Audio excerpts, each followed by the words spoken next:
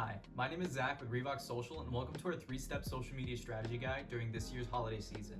Using our tips will allow you to reach a wider audience during what is sure to be a crazy holiday season this year. Before we start, I would just like to note that many of these tips apply to small businesses. However, even if you're just a single person using Instagram, you can still utilize these to help grow your audience. They aren't just exclusive to small business owners.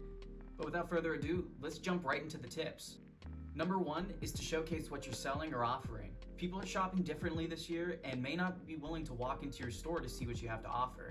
That's why it's critical to showcase your product or service through social media. You can do this in 3 effective and simple ways. The first being high quality imagery, the second being video, and the last one is word of mouth marketing. Now, the nice part about using high quality imagery and video is that the tools to use them are in our pockets today. In fact, this is what I'm using to record this video is my phone. Number 2 is to offer something exclusive through social media. At Revox Social, we always encourage our audience and our clients to give people a reason to follow them.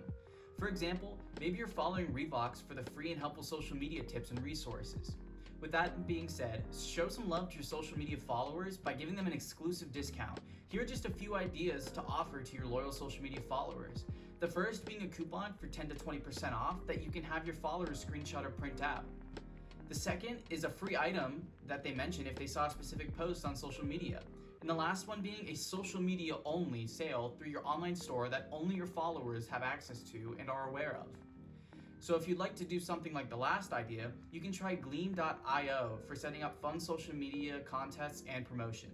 And lastly, for number 3, is to share the hashtag #ShopSmallLove. We're all in this together, right? This has been a major theme of 2020, and it should definitely carry over into the holiday shopping season.